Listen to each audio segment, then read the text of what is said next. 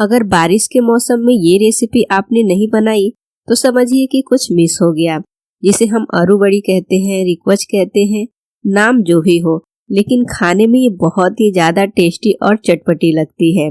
तो इसे बनाने के लिए यहाँ पे हमने अरवी के पत्ते लिए हैं, 10 से 12 हमने अरवी के पत्ते लिए हैं। इसे हमने धोकर और इसका पानी जो है सुखा लिया है। अरवी के पत्ते बनाने से 10 मिनट पहले आप धोकर किसी जालीदार प्लेट या थाली में रख दे तो उसका जो पानी है ना एक्स्ट्रा वो निकल जाएगा। अब नाइफ की सहायता से इसकी जो डंठल थोड़ी थोड़ी सी दिख रही है ना, इसे हम काट कर निकाल लेंगे। अरवी के पत्ते थोड़े से बड़े हो जाते हैं तो डंठल थोड़ी सी मोटी हो जाती है, तो इस डंठल को हमें काट कर निकाल लेना है, डंठल को नहीं ऐड करना है। अगर पत्ते छोटे हैं तो डंठल जो है काफी पतले रहते हैं। तो हमने देखिए सभी पत्ते की डंठल को काट के निकाल लिया है। अब हम सभी पत्ते को एक साथ अच्छे से सेट कर लेंगे और फिर हम इस तरह से इसको रोल कर लेंगे। और रोल करने के बाद से नाइफ की सहायता से ना इसे हम बारीक बारीक काट के ले लेंगे। तो आज हम इसे थोड़े अलग तरीके से बना रहे हैं। हम इसका रोल बनाकर नहीं बना रहे हैं। अरवी के पत्ते का रोल बनाकर आलू बड़ी बनाई जाती है, वो रेसिपी भी आपको मेरे चैनल पे मिल जाएगी। तो इस तरह से नाइफ की सहायता से देखिए इसे हमने बारीक बारीक काट के ले लिया है। और अब इन पत्तों को हम एक बाउल में ट्रांसफर करके साइड में रखेंगे और इसके लिए हम थोड़े से मसाले बनाकर तैयार करेंगे। तो हमने यहाँ पे लिया है ग्राइंडिंग जार और इसमें हम ऐड करेंगे 1 छोटी चम्मच साबुत धनिया, 1 छोटी चम्मच जीरा, 1 छोटी चम्मच सौंफ, 5 हरी मिर्च। यहाँ पे स्पाइसी आप अपने हिसाब से कम ज्यादा कर सकते हैं। 10 से 12 लहसुन की कलियां और 1 इंच अदरक का टुकड़ा, 1 मीडियम साइज का प्याज इसे हमने रफली चॉप कर लिया है और इसे हम ग्राइंड कर लेंगे। थोड़ा दरदरा ही ग्राइंड करना है।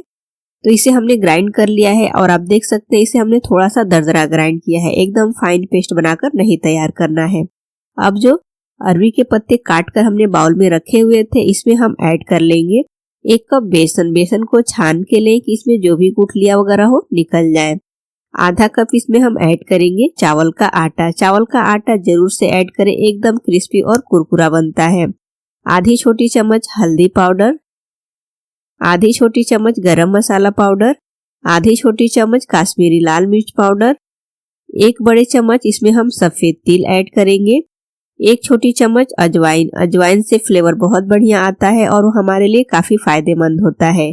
1 बड़े चम्मच हम इसमें ऐड करेंगे आम का अचार। आम का अचार तो सभी के घरों में होता है, तो ये घर का बनाया हुआ आम का अचार है। तो इसे हम 1 से 2 पीस इस तरह से ऐड कर लेंगे और साथ में हम इसमें थोड़ा सा आम के अचार का जो मसाला और ऑयल होता है ना उसमें से हम ऐड कर लेंगे। और अब जो मसाले हमने ग्राइंड किए हैं ना, इन मसालों को हम इसी में ऐड कर लेंगे। आम का अचार इसमें जरूर से ऐड करें, इससे गले में खराश नहीं होती है और स्वाद भी बढ़िया आता है। 1 छोटी चम्मच नमक ऐड करेंगे और फिर इसे हम अच्छी तरह से मिक्स करेंगे। तो यहाँ पे देखिए आम का जो अचार हमने ऐड किया है ना, वो अचार बहुत ही बढ़िया सॉफ्ट है, तो इसे हाथ से ही मैं मैश कर ले रही हूँ। अगर आपने गुठली वाले आम के अचार लिए है ना तो उसे ग्राइंड कर ले। जो मसाले हमने ग्राइंड किए हैं ना उसी के साथ आप मैंगो पिकल को भी ऐड करके और ग्राइंड कर सकते हैं। अच्छे से मसलते हुए सभी चीजों को मिक्स कर लेना है। और ये काफी ड्राई लग रहा है तो इस पे हम थोड़ा सा पानी ऐड करेंगे, बहुत ज्यादा पानी नहीं ऐड करना है, नहीं तो ये जो मिक्सचर है ना वो गीला हो जाएगा और इसे हमें गीला नहीं करना है। तो इसमें हम 2 बड़े चम्मच जितना पानी लेंगे और इस तरह से हाथ पे लेकर और इसमें छींटे मारकर ऐड करेंगे और फिर इसे बढ़िया से मसलते हुए मिक्स करेंगे। 2 बड़े चम्मच पानी आपने ऐड कर लिया तो ये बढ़िया बाइंडिंग आ जाएगी, क्योंकि अरवी का जो पत्ता होता है ना उसमें भी मॉइस्चर होता है। जैसे जैसे इसे हम मैश करते जाएंगे ना वो भी अपना मॉइस्चर रिलीज करता जाएगा। तो देखिए सभी चीजें बढ़िया से मिक्स हो गई हैं और इसमें बढ़िया सी बाइंडिंग आ गई है, एकदम बढ़िया ये डो जैसा बनकर तैयार हो गया है। तो अब हम इसे इस तरह से समेट कर साइड में रखेंगे। हाथों को धोकर साफ कर लेंगे और यहाँ पे हमने लिया है एक जाली वाला प्लेट। इसे ऑयल लगाकर हम थोड़ा सा चिकना कर लेंगे और आप यहाँ पे जाली वाला प्लेट ना हो ना तो नॉर्मल प्लेट भी ले सकते हैं। और फिर जो हमने ये मिक्सचर तैयार किया है ना प्लेट में रखकर और अच्छी तरह से हाथ से प्रेस करते हुए इसे हम सेट कर लेंगे। बढ़िया से सेट कर लेना है, बहुत ज्यादा मोटा नहीं रखना है। आप प्लेट का साइज भी देख सकते हैं, तो इस हिसाब से आप प्लेट लें कि ये बहुत ज्यादा मोटा ना हो। और फिर इसे बढ़िया से चारों तरफ से सेट करने के बाद से ना हम इसे स्टीम करेंगे। वैसे आप भी इसे बिना स्टीम किए पकोड़े के जैसा बनाना चाहे ना तो वैसे भी बनाकर खा सकते हैं। तो स्टीम करने के लिए हमने कढ़ाई में पानी गर्म होने को रखा है, उसमें स्टैंड रखा हुआ है और पानी में जो है स्टीम आ गया है तो प्लेट को हम इसमें रखेंगे और इसे हम अच्छी तरह से कवर करेंगे। बढ़िया से कवर करना है कि इसका जो स्टीम है ना वो बाहर ना निकलने पाए और इसे कवर करके हम 20 मिनट तक मीडियम फ्लेम पे स्टीम करेंगे, जिससे कि ये बिल्कुल अच्छी तरह से पक जाए।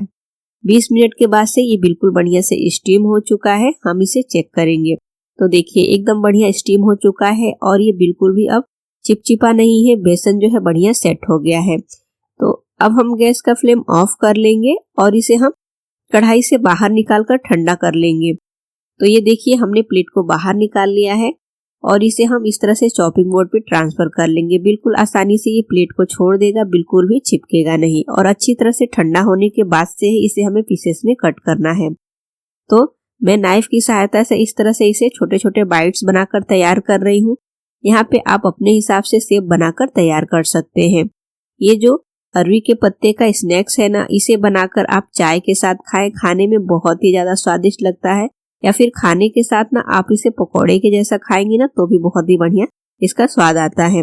और बारिश के मौसम में ना ये बनाना तो बनता ही है, क्योंकि बारिश के मौसम में अरवी के पत्ते बहुत ज्यादा मात्रा में मिलते हैं और बारिश की ये खास रेसिपी है। तो यहाँ पे देखिए इसे हमने काट लिया है। अब हम इसे फ्राई करेंगे। तो इसे आप चाहें तो अगर बिना ऑयल का खाना चाहते हैं ना तो इसे ऐसे भी खा सकते हैं, क्योंकि अब ये बिल्कुल भी कच्चा नहीं है।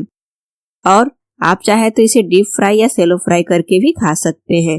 तो अच्छे से ऑयल को हमने गरम कर लिया है। गैस का फ्लेम मीडियम रखेंगे और इसमें हम कटे हुए बाइट्स को ऐड करके बढ़िया से मीडियम फ्लेम पे इसे फ्राई करेंगे। इसे फ्राई होने में बहुत ज्यादा समय नहीं लगेगा, क्योंकि अरवी के जो पत्ते हैं अच्छी तरह से पक चुके हैं। बस इसको हमें थोड़ा सा क्रिस्पी होने के लिए और इसमें सौंधापन आने के लिए इसे फ्राई करना है। तो ये बढ़िया से फ्राई हो गया है। आप देख सकते हैं इसका कलर जो है एकदम परफेक्ट आ गया है। और मैंने आपको पहले ही कहा कि अगर आप इसे ऐसे भी खाना चाहे ना तो ऐसे भी खा सकते हैं। तो इसे हम निकाल कर प्लेट में ट्रांसफर कर लेंगे और बाकी के जो बचे हुए बाइट्स हैं ना उसे भी हम ऑयल में ऐड करेंगे और उसे भी हम इसी तरह से फ्राई कर लेंगे। तो एकदम क्रिस्पी कुरकुरा चटपटा हमारा ये जो स्नैक्स है बनकर तैयार हो गया है। आप इसे बनाकर चाय के साथ खाएं, खाने में बहुत ही स्वादिष्ट लगते हैं।